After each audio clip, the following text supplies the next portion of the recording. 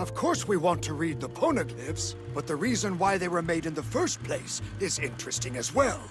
Why was their message so important that they had to inscribe it on unbreakable stone to pass on to future generations? Why were they hidden and scattered across the world? Why were they not stored in a library? The only logical conclusion is that they feared their message would be too easily destroyed if they had written it on paper. In other words, they had an enemy. Someone who was afraid of the information they wanted to pass on.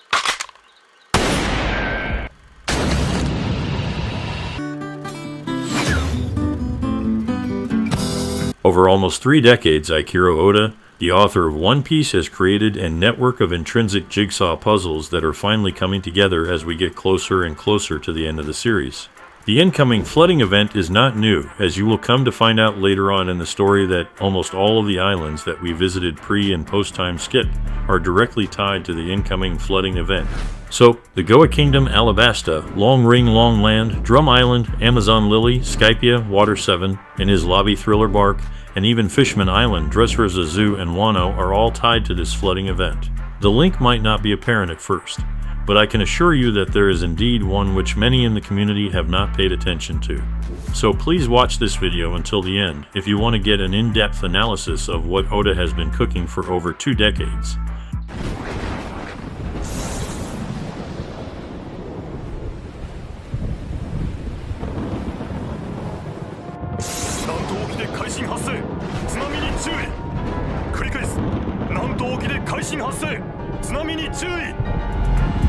Over 2,000 years ago, in ancient Greece, a great scientist named Archimedes exclaimed Eureka in a public bath. He had discovered a means of determining the volume of an irregular object using buoyancy. This is the same principle that Saint Nerona Emu used to alter the landscape of the world during the Void Century. The change would be so drastic that the world would become flooded by the sea, with only the highest parts of the submerged islands habitable, and thus becoming the islands that exist in the world of One Piece today. Let me explain how Emu achieved this. Imagine pouring water into a glass. Adding an ice block to it will cause the water level to increase. This is because the ice block, despite being solid, has a density less than the liquid. There is therefore an upward buoyant force exerted on the ice block. This buoyant force is equal to the weight of water displaced by the ice block.